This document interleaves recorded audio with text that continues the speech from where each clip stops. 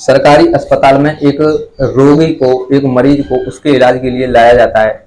मरीज पूरी तरह से खून से लथपथ हुआ होता है और स्ट्रेचर पर लेटा होता है। तभी उस हॉस्पिटल में उस मरीज के इलाज के लिए एक महिला डॉक्टर को नियुक्त किया जाता है। और जब वो महिला डॉक्टर हॉस्पिटल में उस मरीज के इलाज के लिए पहुंचती हैं तो मरीज को देखने के बाद उनकी आंखों से आंसू आ जाते हैं और धड़क धड़क कर रोने लगती हैं। वो दौड़ते हुए स्ट्रेचर के पास जाती हैं, मरीज के पास जाती हैं और मरीज को अपनी बाहों में लेते हुए रोने लगती हैं।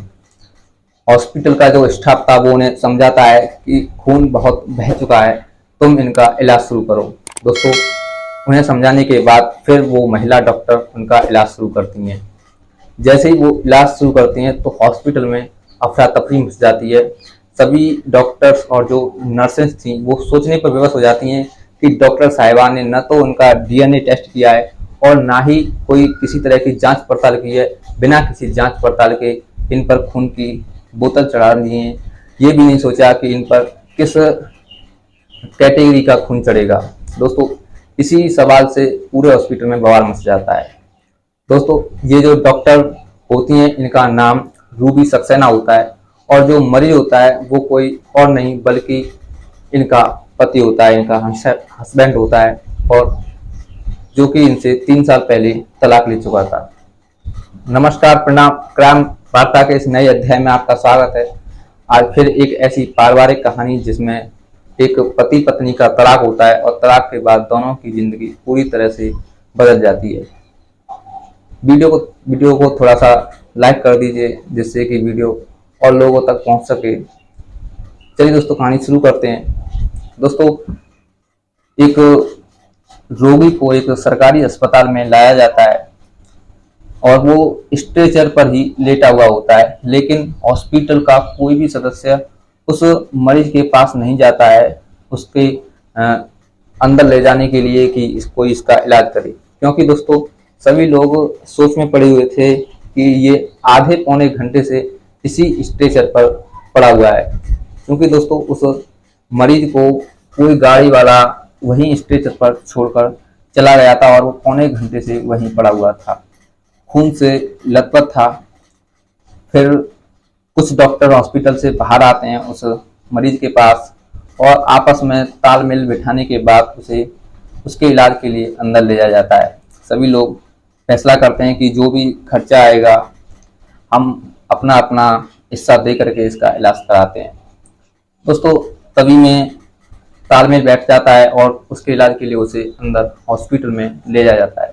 क्योंकि दोस्तों कोई सरकारी हॉस्पिटल तो था नहीं, एक प्राइवेट हॉस्पिटल था और उसके इलाज के लिए खर्चा होना था। अंदर जाके देखते हैं तो पता चलता है कि इसे किसी ने गोली मारी है, क्योंकि दोस्तों घाव बहुत गहरा था और क्लियर दिख रहा था कि इसे किसी ने गोली मारी है। दोस्तों, उसकी वर्दी देखने से भी प्रतीत हो रहा था कि ये कोई गार्ड या चौकीदार है।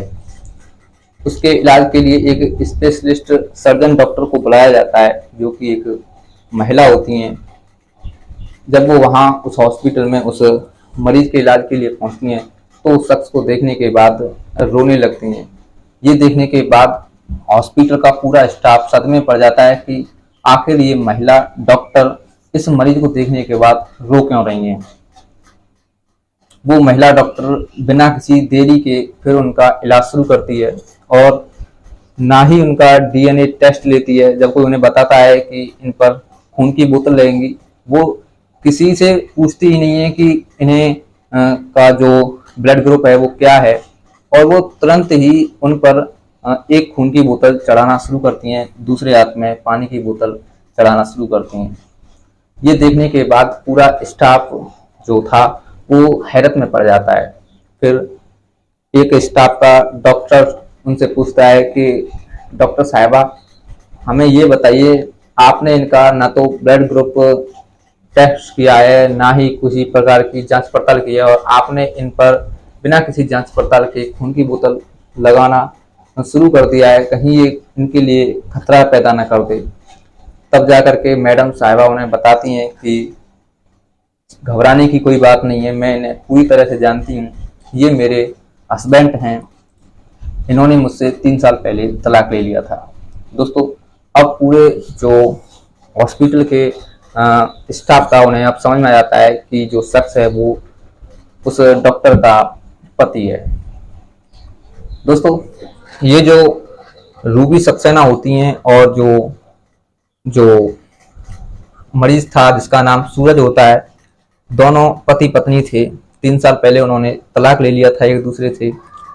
रूबी सक्सेना जो कि मेडिकल कॉलेज में एक स्टूडेंट थी और जो सूरज सक्सेना था वो एक स्टेट बैंक ऑफ इंडिया की ब्रांच में एक चौकीदार था, एक गार्ड था। दोनों ने एक दूसरे से शादी अपनी खुद की मर्जी से की थी। दोनों की लव मैरिज हुई थी और दोनों अपने रिश्ते में बहुत ही अड़िग थे, एक दूसरे से प्यार करते थे, एक दूसरे के ऊपर भरोसा रखते थे। दोस्तों दोनों की जिंदगी अच्छी तरह से चल रही थी। एक दिन क्या होता है कि जो सूरज सक्सेना था जिस बैंक में चौकीदारी करता था, उस बैंक में लूटपाट हो जाती है, डकैती हो जाती है। जो रॉबर्स होते हैं वो उस बैंक से सारा पैसा लूट ले जाते हैं और सक्सेना जो सूरज था वो कुछ भी नहीं कर पाता है। उसे भी घायल कर दिया जाता है उन लुटेरों के द्वारा और फिर उसे हॉस्पिटल में भर्ती किया जाता है। दोस्तों इस सदमे को सूरज सक्सेना भूल नहीं पाता है और मन ही मन अंदर ही अंदर तड़पने लगता है। सोचता है कि अगर उस दिन उसने थोड़ी बहुत हिम्मत जुटाई होती तो शायद उन रॉबर्स को रोक करके बैंक की डकैती होने से रोक सकता था। बस दोस्तों इसी सोच में वो सोचता रहता और पड़ा रहता। जो उसकी पत्नी जो रूबी सक्सेना होती है उसकी भी कॉलेज की पढ़ाई छूट जाती है, मेडिकल कॉलेज की, क्योंकि दोस्तों अब कमाने वाला कोई था नहीं। सूरज सक्सेना हॉस्पिटल में ही एडमिट था। 2 महीने बीत जाते हैं। जब घर में खाने पीने के लिए जो सामग्री थी वो बीत जाती हैं तो रूबी सक्सेना अपना जो एक उसका कॉलेज का मित्र था उससे बातचीत करती हैं और उससे बातचीत करने के बाद वो एक प्राइवेट हॉस्पिटल में नर्स की भूमिका में नजर आती हैं, नर्स बन जाती हैं। इस तरह से वो महीने के 8 से 10,000 रुपये महीने कमाया करती और अपने परिवार का जो खर्चा था, जिम्मेदारी थी, उसे अपने ऊपर कंधे पर ले लेती हैं। इसी तरह से दोस्तों अब उनका गुजारा चलने लगता है। मेडिकल की तो उनकी पढ़ाई छूट चुकी थी, लेकिन नर्स जब बनी तो नर्स के बनने के बाद ही उनमें पूरा टैलेंट आने लगा। नर्स बनने के साथ साथ ही वो अपनी पढ़ाई को भी शुरू करने लगी। 3 महीने गुजर जाते हैं। 3 महीने गुजरने के बाद जो सूरज सक्सेना होता है वो हॉस्पिटल से छुट्टी पाता है और घर आता है। घर आने के बाद वो पूरी तरह से शराब के नशे में पड़ जाता है, शराब का शौकीन हो जाता है। उसकी पत्नी उसे कई बार समझाती है कि आदत बहुत बुरी है, इसे छोड़ दो, इससे कुछ नहीं होगा, लेकिन सूरज सक्सेना जो कि उस सदमे को भुला नहीं पा रहा था और उस सदमे को भुलाने के लिए ही शराब का सहारा लिया था। दोस्तों ऐसा ही चलता रहता है। रूबी सक्सेना उसे कई बार समझाती हैं कि तुम इस शराब को छोड़ दो पीना, नहीं तो तुम्हारी जिंदगी बेकार हो जाएगी, तुम किसी के लायक नहीं रहोगे। ऐसा ही चलता रहता है। 3 महीने से अधिक समय हो जाता है सूरज सक्सेना को शराब की लत लगी हुई, लेकिन उसे अब कहीं भी नौकरी नहीं मिल पाती है। फिर नौकरी के पीछे ही उन दोनों में झगड़ा होने लगता है, क्योंकि जो सूरज सक्सेना था वो शराब का आदी हो चुका था। रूबी सक्सेना ने उसे कई बार समझाया कि शराब पीना छोड़ दो, लेकिन उसने उसकी एक बात भी नहीं मानी और शराब पी करके उससे झगड़ा करने लगा, उसे मारने पीटने तक लगा। दोस्तों बस इसी वजह से उन दोनों में दूरियां होने लगती हैं और यही दूरियां एक दिन तलाक का रूप लेती हैं और उन दोनों का तलाक हो जाता है। दोस्तों तलाक के बाद फिर दोनों एक दूसरे से अलग हो जाते हैं। रूबी सक्सेना अपने मायके चली जाती है और अपने मायके में ही अपने माता पिता भाइयों के पैसे से अपनी पढ़ाई को शुरू करती है और एक मेडिकल कॉलेज में अपना एडमिशन कराती है। 1.5 से 2 साल कड़ी मेहनत करती है और मेहनत करने के बाद में एक सफल डॉक्टर बन जाती है। और जो सूरज सक्सेना होता है अपनी पत्नी के जाने के बाद अकेला हो जाता है, अपने आप को अकेला महसूस करने लगता है और फिर अपनी रोजी रोटी के लिए, अपने पेट को भरने के लिए नौकरी ढूंढने की कोशिश करता है। क्योंकि दोस्तों शराब का आदी था तो उसे कहीं नौकरी नहीं मिलती है। फिर बहुत दिनों तक 2 से 3 महीने तक इंतजार करने के बाद उसे एक कंपनी में एक चौकीदार की नौकरी पर रख लिया जाता है। 10-12 हज़ार रुपये महीने की वो नौकरी होती है। इस तरह से वो अपनी ज़िंदगी को आगे बढ़ाना शुरू करता है। दोस्तों ऐसे ही दिन गुजरने लगते हैं। जब 3 साल हो जाते हैं तो 3 साल होने के बाद जिस कंपनी में सूरज सक्सेना चौकीदार था उस कंपनी में आग लग जाती है। आग लगने की जो वजह थी वो ये थी कि किन्हीं गुंडों ने, जो कि उस कंपनी के मालिक के दुश्मन थे, उन्होंने आग लगाई थी। और आग लगाते हुए वो चौकीदार देख लेता है और फिर उनमें हाथापाई होती है। तो हाथापाई में जो डकैत होते हैं, जो चोर होते हैं, जो दुश्मन होते हैं, उनके पास बंदूक होती है और उसी बंदूक से वो उस पर हमला कर देते हैं। 2 गोली उनकी बाह में लग जाती है। इस तरह से वो खून से लथपथ हो जाता है और बेहोश हो जाता है। जब वो बेहोश हो जाता है तो आसपास के कई लोग उसे उठाते हैं और उसे उठा करके अपनी गाड़ी में ले जाते हैं और उसे एक प्राइवेट हॉस्पिटल में छोड़कर चले जाते हैं। क्योंकि दोस्तों रिस्क का काम था, उसे गोली लगी थी तो कोई भी इस केस में पड़ना नहीं चाहता था, इसीलिए सब वहां से भाग आते हैं। 1.5 से आधा घंटा उसे वहां स्ट्रेचर पर लेटे हुए हो जाता है, लेकिन हॉस्पिटल का कोई भी सदस्य उसे आकर हॉस्पिटल में एडमिट करने के लिए नहीं ले जाता है।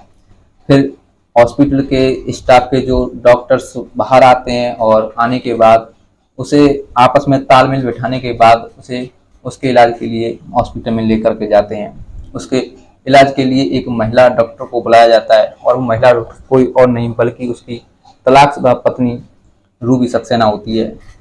रूबी सक्सेना उसका इलाज शुरू करती है। इलाज शुरू करने के बाद उसे होश में लाया जाता है, उस पर खून की बोतल चढ़ाती है। दोस्तों फिर एक दिन बाद उसे होश आता है। सूरज सक्सेना को जब होश आता है तो वो अपने आप को अपनी पत्नी रूबी सक्सेना के सामने पाता है। रूबी सक्सेना जो कि उसका उस वक्त इलाज कर रही थी, उन्हें देखकर उसकी आंखों से आंसू आ जाते हैं और वो रोने लगता है। कहता है कि रूबी तुम यहाँ? कहती है कि हाँ मैंने ही तुम्हारा इलाज किया है, मैं ही तुम्हारा इलाज कर रही हूँ। बोलता है कि मैं तुम्हारा ये एहसान कभी नहीं भूलूंगा जो तुमने मेरी आज मदद की।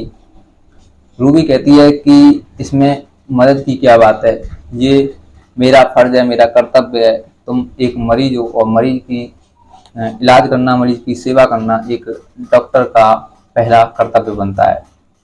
इस तरह से दोस्तों उन दोनों में बातचीत होती है। फिर बातचीत में गड़े मुर्दे उखड़ने लगते हैं। रूबी सक्सेना कहती है कि अब तुमने शराब पीना छोड़ दी या अभी भी पीते हो? कहता है कि तुम्हारे जाने के बाद अकेला पड़ गया। वो शराब भी मुझे अब दौड़ने लगी थी, फिर मैंने काटने लगी थी, फिर मैंने वो शराब पीना छोड़ दी। रूबी सक्सेना कहती है कि बहुत ही अच्छा किया जो तुमने शराब पीना छोड़ दी। मैंने तो तुमसे कई बार मना किया था कि शराब तुम्हारी सेहत के लिए हानिकारक है, तुमने लेकिन मेरी एक बात भी नहीं मानी। दोस्तों जब ये सुना तो फिर रोने लगता है सूरज सक्सेना। कहता है कि मुझे माफ़ कर दो। बस दोस्तों इसी तरह से उन दोनों में बातचीत होती रहती है।